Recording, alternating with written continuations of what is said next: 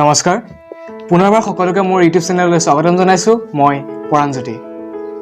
ৰহস্য এই শব্দটো শুনাৰ লগে লগে আমাৰ মনত অন্য এক কৌতূহলৰ সৃষ্টি হয়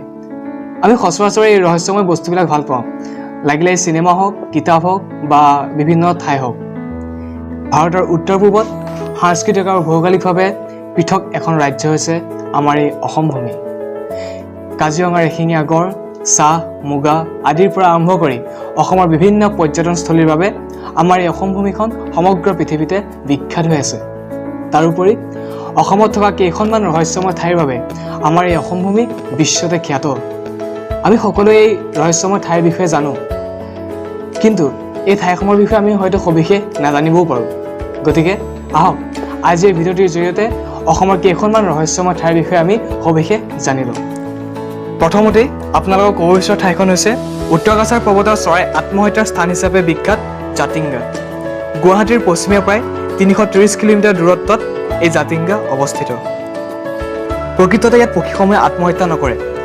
পক্ষীসমূহক স্থানীয় লোকসকলেহে হত্যা কৰে এই গাঁৱত প্ৰায় 2500 খাচী জনগোষ্ঠীৰ লোক আৰু কিছু সংখ্যক ডিমাচা লোকে বাস কৰে ৰাষ্ট্ৰ নেতাৰ মতে আচলতে পক্ষীসমূহ পোহৰ উৎসলৈ আকৰ্ষিত হয় আৰু মাটিত নমাৰ সময়ত সেই গাঁওবাসীসমূহে পক্ষীসমূহক হত্যা কৰে তথাপিও এই ঘটনাটো বৰ্তমান সময়লৈকে এক ৰহস্যময় হৈ আছে ভাৰতৰ বিভিন্ন বন্যপ্ৰাণী সংৰক্ষণৰ লগত জড়িত গোটসমূহে পক্ষীসমূহৰ হত্যা ৰোধ কৰিবৰ বাবে অশিক্ষিত গাঁওবাসীসকলক সচেতন কৰিবৰ বাবে বিভিন্ন প্ৰচেষ্টা হাতত লয় আৰু ইয়াৰ পিছতে জাতিংগাত পক্ষীসমূহৰ হত্যা প্ৰায় 40% হ্ৰাস পায় জাতিংগা নামৰ এই বিশেষ ঠাইখনক লৈ মংগল সিং ৰংফাৰ নামৰ এজন লেখকে জাতিংগা আৰু অন্যান্য শীৰ্ষক এখন গ্ৰন্থ লিখি উলিয়াইছে দ্বিতীয়তে মৰিগাঁও জিলাৰ ব্ৰহ্মপুত্ৰ নদীৰ পাৰত অৱস্থিত এটি অঞ্চল মায়ং এই অঞ্চলক যাদু মন্ত্ৰৰ স্থান বুলি অভিহিত কৰা হয় অৰ্থাৎ land of black magic Mayong গুৱাহাটীৰ পৰা প্ৰায় 40 কিলোমিটাৰ দূৰত্বত অৱস্থিত এই অঞ্চলটো দেশৰ ভিতৰতে কিংবদন্তিপূৰ্ণ ইতিহাসৰ বাবে প্ৰসিদ্ধ মধ্যযুগৰ সময়ছোৱাত এই অঞ্চলটো প্ৰাচীন ভাৰতৰ যাদুবিদ্যাৰ কেন্দ্ৰ হিচাপে পৰিগণিত হৈছিল বুলি জানিব পৰা যায় মায়ঙৰ এই নামৰ সৈতে বহুতো প্ৰবাদ আৰু কিংবদন্তি জড়িত হৈ আছে এই অঞ্চলটোৰ লগত যাদুমন্ত্ৰ ব্যৱহাৰ বহুতো কাহিনীও প্ৰচলিত থকাৰ সম্ভেদ পোৱা যায় উদাহৰণস্বৰূপে মন্ত্ৰৰ বলেৰে আলহীৰ গাত পীড়া লাগি ধৰা বহু দূৰবাট অতি কম সময়ৰ ভিতৰতে অতিক্ৰম কৰা পিঠিত কাঁহৰ কাঁহী আঠা লাগি ধৰা ইত্যাদি ইত্যাদি এই অঞ্চললৈ যাদু শিক্ষাৰ বাবে বহু দূৰ দূৰণিৰ পৰা লোক অহা বুলিও জানিব পৰা যায় গাঁওখনত থকা মায়ং চেণ্ট্ৰেল মিউজিয়াম এণ্ড এম্পৰিয়ামত যাদু মন্ত্ৰ অৰ্থাৎ ব্লেক মেজিক আৰু আয়ুৰ্বেদৰ বহু প্ৰাচীন পাণ্ডুলিপি সংৰক্ষিত কৰি ৰখা হৈছে জয়ন্ত মাধৱ ভৰালী নামৰ এজন বিশেষ লেখকে সেই মায়ং নামৰ গাঁওখনক লৈ মায়ং যাদুৰ দেশৰ গোপন কথা শীৰ্ষক এখন গ্ৰন্থ লিখি উলিয়াইছে আপোনালোকে এই গ্ৰন্থখন অধ্যয়ন কৰিব পাৰে এইখনৰ জৰিয়তে আপোনালোকে মায়ঙৰ বিষয়ে বহুতো তথ্য জানিব পাৰিব তৃতীয়তে অসমৰ শিৱসাগৰৰ ৰংপুৰত অৱস্থিত আহোম স্বৰ্গদেউসকলৰ দ্বাৰা নিৰ্মিত এটি ৰাজমহল তলাতল ঘৰ এই কাৰেংটোৰ মাটিৰ ওপৰত 4টা মহল আৰু মাটিৰ তলত 3টা মহল আছে বুৰঞ্জীবিদসকলে মত পোষণ কৰে যে মাটিৰ তলত 3টা মহল থকাৰ বাবে ইয়াৰ নাম তলাতল ঘৰ কোনো লোকৰ মতে ইয়াত যদি এবাৰ অৰ্থাৎ সেই তলাতল ঘৰৰ তলত যদি তলৰ মহলকেইটাত যদি এবাৰ সোমোৱা হয় তাৰপিছত বাট পথ বিচাৰি নাপায় মানুহ ওলাই আহিব নোৱাৰা হয় বুলি কয় আৰু কাৰেংটোৰ ভিতৰলৈ যিমানে যোৱা হয় দুৱাৰসমূহ চাপৰ আৰু ঠেক হৈ আহে এনে অদ্ভুত কৌশলৰ ঘৰ ভাৰতৰ ভিতৰত এইটোৱে একমাত্ৰ তলাতল ঘৰৰ মাটিৰ 3য় মহলাৰ প্ৰায় 3 কিলোমিটাৰ